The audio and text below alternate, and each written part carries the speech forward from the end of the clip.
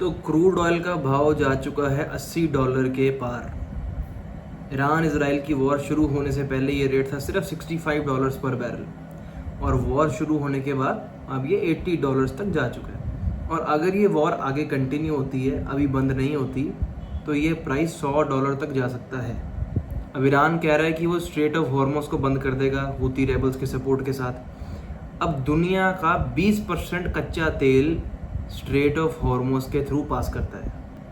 अगर वो choke point बंद हो गया तो तेल का रेट, कच्चे तेल का रेट $100 के पार जाएगा। और $100 के पार अगर कच्चे तेल का रेट जाता है तो ये एक अच्छा खासा डेंट लेके आएगा ग्लोबल मार्केट्स के अंदर। उसका कारण महंगाई बढ़ जाएगी। स्पेशली हमारे देश की इकोनॉमी के लिए ये बिल्कुल भी अच्छा नहीं है। उसका कारण है कि हम नेट इम्पोर्टर हैं, और नेट इम्पोर्टर होने के कारण जब क्रूड ऑयल का प्राइस बढ़ेगा तो हमारे डॉलर रिजर्व्स के ऊपर इम्पैक्ट आएगा, और साथ में बैलेंस ऑफ पेमेंट भी गड़बड़ा जाएगा। हमें ज़्यादा डॉलर देने पड़ेंगे क्रूड ऑयल को मंगाने के लिए, और देश के अंदर भी महंगाई बढ़ेगी, ट्रांसपोर्टेशन कॉस्ट बढ़ जाएगा। अब इन सब चीज़ों का जो कलेक्टिव इम्पैक्ट है वो आएगा लोगों की जेब के ऊपर।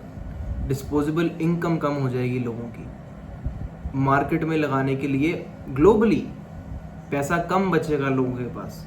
इस चीज़ को एंटिसिपेट करते हुए स्टॉक मार्केट्स, जब क्रूड ऑयल का प्राइस बढ़ता है तो मार्केट्स जनरली डाउन आती हैं, और अगर एकदम से बढ़ जाए, $100 के पार चला जाए, तो it's really bad news for the markets. अब ऐसे में आपको क्या करना चाहिए?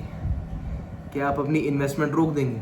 नहीं, यही तो टाइम है, ये मौका है आपके पास। अगर क्रूड $100 के ऊपर जाता है और मार्केट नीचे आती है, you should go and by your favourite stocks, double down on your SIPs। अगर 10,000 की कर रहे हो तो कोशिश करो 15,000 की करो।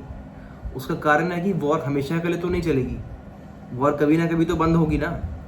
जब वॉर बंद होगी तो क्रूड का प्राइस भी ऑटोमेटिकली नीचे आ जाएगा, और जब क्रूड का प्राइस नीचे आएगा तो मार्केट दोबारा से रिवाइव कर जाएंगी। ये डरने का टाइम नहीं है, इन्वेस्ट करने का टाइम है।